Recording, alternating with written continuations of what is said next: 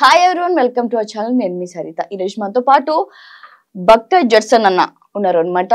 So ఎక్కడ చూసినా మీడియాలో కానీ, పేపర్లో కానీ, లేదా యూట్యూబ్ లో కానీ, ఇన్స్టా ఎక్కడున్నా ఇది ప్రెసెంట్ సిచ్యువేషన్ తో వైరల్ అవుతుంది. ఏంటంటే 4 days క్రితం అన్నని సస్పెండ్ చేయడం జరిగింది. అలాగే అన్న కాంగ్రెస్ మీద కొంచెం వ్యతిరేకంగా మాట్లాడడం జరిగింది. 34 సంవత్సరాల నుంచి నమ్మకంగా పనిచేసి ఈ మనిషిని ఎందుకు సస్పెండ్ చేశారు? మరి ఇవన్నిటికీ ఆన్సర్ ఇవ్వడానికి అన్న మనతో పాటు స్టూడియోలో ఉన్నారు. మాట్లాడే ప్రయత్నం చేద్దాం. నమస్తే అన్న. నమస్తే.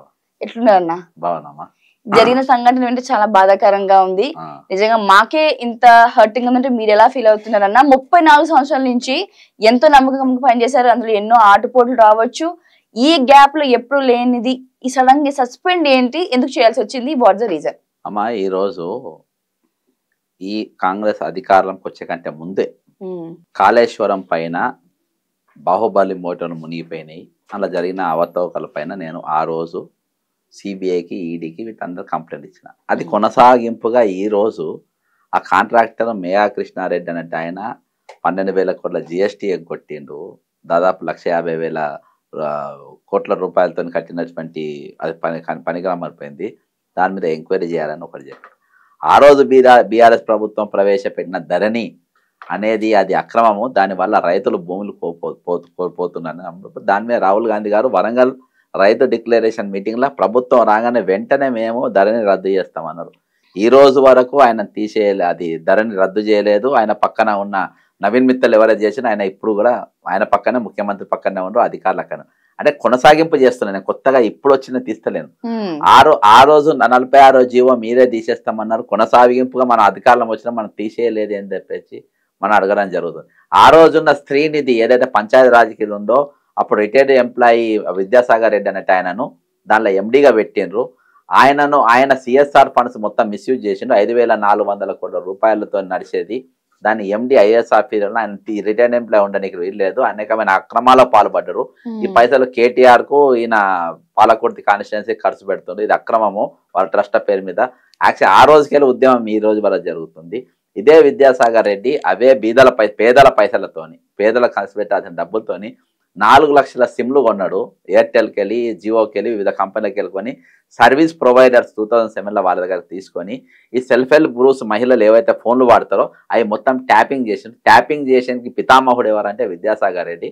మీరు ఆయన మీద ఎంక్వైరీ చేయాలని చెప్పేసి పోలీస్ కమిషనర్ కూడా నేను కంప్లైంట్ ఇవ్వడం జరిగింది. ఆయన మీద ఆయన నీ దగ్గరనే ఉన్నాడు.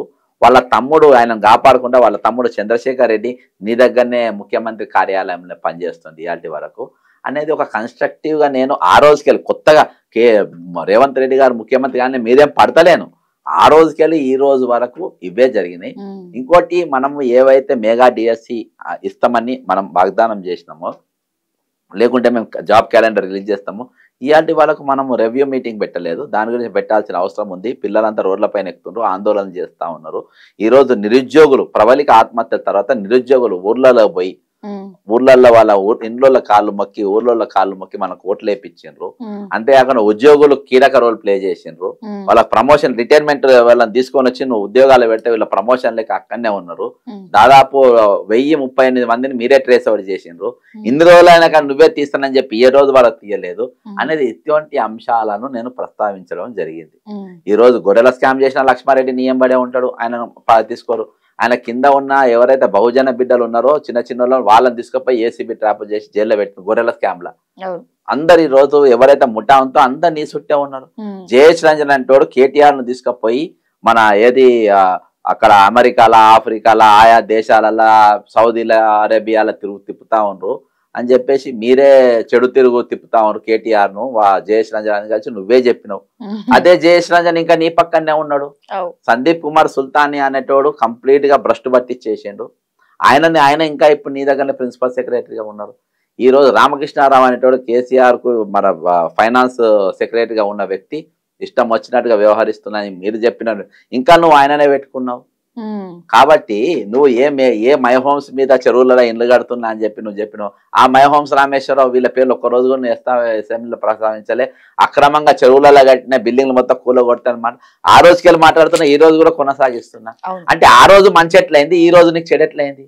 ఆ రోజు అవి చేయబట్టి ప్రభుత్వం ఎత్తి వచ్చింది. ఈ రోజు వరకు ఈ రోజు ఇవి అయిన తర్వాత నీకు ఎందుకు నష్టం లేదు? ఆ రోజు నువ్వు బిఆర్ఎస్ వ్యతిరేకంగా ఉన్నావు కాబట్టి మాట్లాడినప్పుడు అంగీకరించినారు. ఇప్పుడు వాళ్ళ ప్రభుత్వం వచ్చింది కదా, అంతే. అందుకు వాళ్ళకి నచ్చట్లేదు. ఆ రోజు కూడా ఈ ఉద్యమాలలో దేంట్లో కూడా వీళ్ళు నాకేం సపోర్ట్ చేయలేదు. ఆ రోజు కూడా ఏకాకిన కొట్టాను. ఈ రోజు అందులో ఎందుకంటే వీళ్ళకు ఈ సిండికేట్ బ్యాచ్ కి అందరికి వీళ్ళకి పాలు పంపులు ఉన్నాయి కాబట్టి నన్ను సస్పెండ్ చేసింది. రీజనే లేదు, వితౌట్ రీజన్. నీ ఎదురుబాటు ఒక నిలకండంగా అడగడం, ఆ క్వశ్చన్స్ ని ఎదురు మాట్లాడడం, ముఖం మీద మాట్లాడడం వాళ్ళకి నచ్చలేదు అంటవన్నా? అంతే కదమ్మా. ఈ రోజు మీరు ఎక్కడ చూసినా కనబడుతుంది అంటే ఇవంతా కామన్ మ్యాన్ రెస్పాన్స్. నాది రెస్పాన్స్ ఏం లేదు, కామన్ మ్యాన్ రెస్పాండ్ అయ్యి ఈ రోజు అమ్మా ఎన్నికలకు ముందు కల్వకుంట్ల చంద్రశేఖరరావు గారు ముఖ్యమంత్రిగా ఉన్నప్పుడు ఎన్నికలకు లబ్ధి చేర్చుకునే దానికోసం 7,000 కోట్ల రూపాయలు రెడీ చేసుకోండు. రైతు బంధు వేద్దామని SMS రావాలి, తెల్లారిపోయి ఓటేయాలి. సేమ్ 2018లో ప్లే చేసిండు, అది రెడీ చేసుకోండు. ఆయన ఎలక్షన్ కమిషన్ దాన్ని ఆపింది, వేయనికి వీలు లేదని. ఎలక్షన్ అయిపోయినాక కాంగ్రెస్ గవర్నమెంట్ వచ్చింది. మరి ఆ 7,000 కోట్ల రూపాయలు ఏమైనా అమ్మా? రైతు నోట్ల మట్టి కొట్టి ఆ 7,000 కోట్ల రూపాయలు ఏ కాంట్రాక్టర్ నోట్ల కుక్కిండ్రు, ఏ కార్పొరేట్ నోట్ల కుక్కిండ్రు, ఎవరికి ఇచ్చిందమ్మా? ఇవాళకి రైతు బంధు రైతులను చంపేసిన లిటరల్గా చంపేసి నువ్వు ఎవరు కడుపు నింపినావు ఈరోజు? ఏ కార్పొరేట్? దీనికి పొంగిరెడ్డి శ్రీనివాసరెడ్డి గారు, బట్టి విక్రమార్క గారు, రేవంత్ రెడ్డి గారు ముగ్గురు కూర్చొని ప్రెస్ మీట్ పెట్టి ఇవి చెప్పాల్సిన అవసరం ఉన్నది. 7,000 కోట్ల రూపాయలు ఏమైనా అప్పుడు వాళ్ళు ప్రభుత్వం నుండి అయిపోయినాయి, ఆ బాల్ ఇవ్వలేదు. ఈయన వచ్చాక దాని గురించి మర్చిపోయినాడు. అంతే. ఇక్కడ లాస్ అయింది ఎవరంటే మర్చిపోడు కాదు, ఏమైనా ఆ పైసలు 7,000 కోట్ల రూపాయలు నీ అకౌంట్ ఉండాలి. రైతులకు వేసే పైసలు రాగానే నువ్వు వేయలే. ఆ పైసలు ఏం చేసిన వాళ్ళు లెక్క చెప్పంటున్నా ఇప్పుడు నేను. అదే ఇవన్నీ అడుగు తప్ప అమ్మాయి. కామెంట్లు ఏమొస్తున్నాయన్నా, ముందు వరకు బాగుంది, దర్శన్ బాగానే సపోర్ట్ చేస్తున్నారు, ఇప్పుడు కేవలం టార్గెట్ చేస్తున్నాడు, ఈ 30 సంవత్సరాలు ఆయన గుర్తించలేదు అందుకే టార్గెట్ చేస్తున్నాడు అని చెప్పి అంటున్నారు అన్న. దాని గురించి మీరేమంటారు? అమ్మా నేను ఎవరు కూడా బయట ఇయ్యలే. రేవంత్ రెడ్డి కానీ మంత్రులకు కానీ నాకు ఈ కార్పొరేషన్ పోస్ట్ నాకు అది నువ్వు అడ్వర్టైజ్మెంట్ ఇస్తే నేను టికెట్ అప్లై చేసిన, 25,000 కట్టమంటే కట్టినా, మీరు ఇయ్యలే. ఓకే అనుకున్నా, క్యాండిడేట్ ప్రచారం చేసి గెలిపించినా. లేదా అడుగు నాగరాజును, అడుగు నాయన రాజేందర్ రెడ్డి అన్నను, అడుగు యశస్విని రెడ్డిని, పాలకొడితే ఎమ్మెల్యేను, దయాకరావు మీద ఎవరు చేసారు? దయాకరావు మీద అందరి పైన యుద్ధాలు చేసిన నేను. ఆ కామెంట్స్ పెట్టే 4-5 కూడా వీళ్ళింట్లోనే ఉంటారు. వాళ్ళ తమ్ముళ్ళు, వాళ్ళ అన్నలు, వాళ్ళ భార్య పిల్లలు వాళ్ళే కానీ మామూలు మనుషులు ఎవ్వరు పెడతలేరు. వాళ్ళ హైర్డ్ సోషల్ మీడియా వాళ్ళు ఒకళ్ళు పెద్దగత కానీ వ్యక్తిగతంగా సోషల్ మీడియా హైర్ చేసి పెట్టే హైయర్ కామెంట్స్ కూడా ఒరిజినల్ గా ఆ జాబ్ చేస్తాడు కూడా నాకు ఫేవర్ గానే పెడతాడు. నిజం ఏడుందో సత్యం ఏడుందో అక్కడ ఫైట్ చేస్తాం కదా మీడియా అంటే అన్న. అంతే. ఎస్. మరి ఇప్పుడు కాంగ్రెస్ ప్రభుత్వంగా మనకైతే సస్పెండ్ చేసినారు, మిమ్మల్ని ఇంకా అటువైపు వెళ్లే ఛాన్స్ అయితే 1% కూడా లేదు, ఉండదు కూడా. నెక్స్ట్ బిఆర్ఎస్ లోకి అడుగు పెట్టే అవకాశాలు ఉన్నాయా? లేదమ్మా, నేను ఏ పార్టీలకు పోను. నేను ఇదే విధంగా ఉంటా. నేను తెలంగాణ వనరుల రక్షణ సమితి అని పెట్టిన ఆ బ్యానర్ కింద నేను పనిచేస్తా. నేను నల్గొండ, వరంగల్, ఖమ్మం ఎమ్మెల్సీకి పోటీ చేస్తున్నా. నాకు ఆల్రెడీ 2 months కెళ్ళి నేను గ్రౌండ్ ప్రిపేర్ చేసుకున్నా. ఆల్రెడీ 2 terms నేను వెళ్ళడం జరిగింది. నేను స్పష్టంగా నా మేనిఫెస్టో కూడా మొన్న పోయిన నెల 9వ తారీఖు 3 జిల్లాల కేంద్రాలలో నేను దాన్ని ఆవిష్కరించడం జరిగింది. నేను ఖచ్చితంగా ఉంటా. నేను ప్రజల పక్షాన నేను నిలబడతా. ప్రజల పక్షాన మా ఉద్యమం కొనసాగుతుంది. నేను మానవ వనరులను కాపాడుకోవడం, సహజ వనరులను కాపాడుకునే ఎజెండాతోని మా ఆర్గనైజేషన్ పనిచేస్తుంది. అన్న ఒక మీడియాలో అది ట్వీటా లేకపోతే ఒక వీడియోనే వైరల్ అయింది, మీరు మాట్లాడిందే, రానున్న రోజుల్లో కాంగ్రెస్ లీడర్స్ ని ఒక్కొక్కరుగా సస్పెండ్ చేయడం జరుగుతుంది, చేస్తారు అని కూడా ఒక వీడియో ఉంది.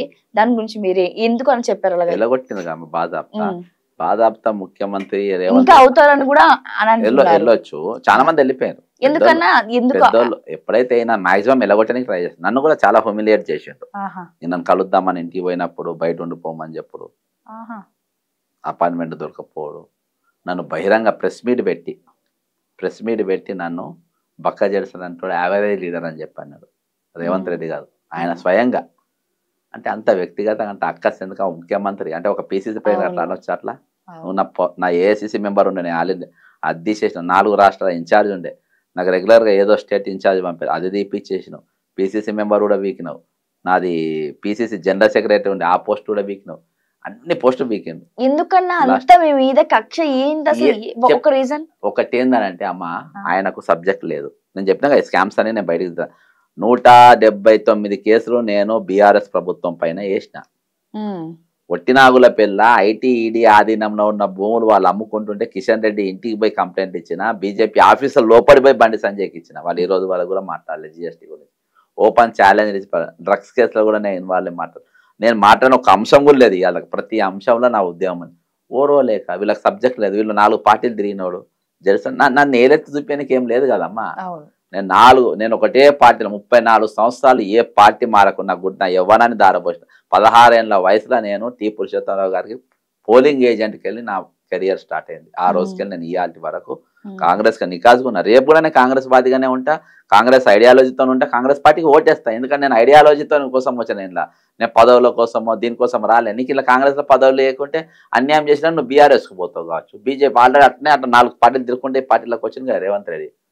బీజేపీ, బీఆర్ఎస్, తెలుగుదేశం, ఇలా కాంగ్రెస్. రేపేదో మాకు అట్లా కాదు కదా, మాకు ఒకటే ఉంటుంది, ఒకటే ఐడియాలజీ, అది కాంగ్రెస్ ఐడియాలజీ. కాబట్టి రేపు ఇండియా కూటమికే నేను సపోర్ట్ చేస్తా, దానికే ఓట్లేమని చెప్తాను, డౌటే లేదు. అన్న మీరు రైతు బంధు 7,000 కోట్లు మళ్లించినారు అన్నారు, ఎటువైపు మళ్లించినారన్న ఏంటి అసలు? అందుకనే 3 ప్రెస్ మీట్ చెప్పమంటున్నారు. ఇప్పుడు నగర ఒకటి 7,000 కోట్లు పెట్టింది వాస్తవం, వేయకుంటే ఎలక్షన్ కాస్ట్ పడ్డ కారణం, తర్వాత నువ్వు సీఎం అయింది వాస్తవం. అర్థమైందా? మీ ముగ్గురు ఫైనాన్స్ మినిస్టరు, ఆయన ఆ మంత్రి ఆయనకు బాగా తెలుసు, ఎవరికి, మిస్టర్ శ్రీనివాసరెడ్డి గారికి. మీ ముగ్గురు కలిసి ప్రెస్ మీట్ పెట్టి ఈ 7,000 కోట్లు మీరు ఎట్లా ఖర్చు పెట్టినో చెప్తే మేమందరం వినాలని కోరుకుంటున్నాం. రైతు బంధు పడాల్సిన పైసలు నీ దగ్గర మీరు దేనికి డైవర్ట్ చేసిండ్రో, లేకుంటే కొన్ని రోజులు అయినాక ఇద్దామని మీరు ఎక్కడ దాచిపెట్టినరా, లేకపోతే తినేసినారా? అది నేను ఎందుకు అనాలి? అందుకని ఎవరన్నా నోట్లు అదే కార్పొరేట్ కంపెనీ కాంట్రాక్టర్ కు కుమ్మిండ్రా అని చెప్పేసి అడుగుతున్నా కదా నేను. అది వాళ్ళు చెప్పాలి కదా. ఇలాంటి ఒక క్వశ్చన్స్ ఇలాంటి మీరు రేజ్ చేస్తారని కేవలం వాళ్ళు మిమ్మల్ని దూరించడం జరిగింది. ఎందుకంటే లోపల జరిగే అన్ని అరాచక అక్రమాలన్నీ బయట తీస్తున్నారు కాబట్టి. ముందు ప్రభుత్వం కావచ్చు, అదే ముందు నుంచి అప్పుడు నచ్చిన జడ్సన్ ఇప్పుడు వాళ్ళకి నచ్చట్లేదు. అప్పుడు కూడా నచ్చలేదు. కాకపోతే అప్పుడు లబ్ధి తీసుకున్నారు వీళ్ళు, ముఖ్యమంత్రి గానికి ఎమ్మెల్యేలు గెలవడానికి లబ్ధి తీసుకున్నారు. పబ్లిక్ ను నేనే ఎక్కువ మోటివేట్ చేసింది. కేసులన్నీ వేసి పబ్లిక్ లో పోయి షార్ట్ షీట్లు ఓపెన్ చేసిన ఒక్కొక్కళ్ళ పైన, పబ్లిక్ ప్రజా షార్ట్ షీట్ అని నిరంజన్ రెడ్డి మీద విడుదల చేసిన, దయాకర్ రావు మీద చేసిన, కేసీఆర్, కవిత, హరీష్ రావు అందరి పేరు మీద షార్ట్ షీట్ విడుదల చేసిన, వీళ్ళకి ఎన్నుకో కేసులు మొత్తం పెట్టిన, ఎవరి పాలయ్యారో తెలంగాణ పుస్తకం ఆవిష్కరించిన, దాన్ని PDF చేసి దాదాపు 1 లక్షల మందికి వాళ్ళ మొబైల్లో పోయినాయి.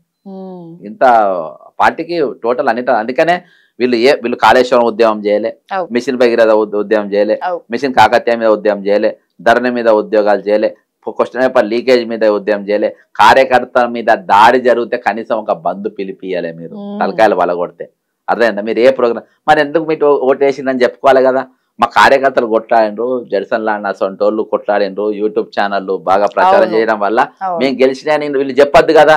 కాబట్టి 6 పథకాలు ఏవో తయారు చేసిండ్రు వీళ్ళు, 6 పథకాలు తయారు చేసిండ్రు. తయారు చేసి 6 పథకాలు మేము గెలిచినామని చూపించిండ్రు. మరి ఇంప్లిమెంట్ చేయండి, ఎందుకు చేస్తలేరు? 6 పథకాలు ఎవరు అడగలేదమ్మా.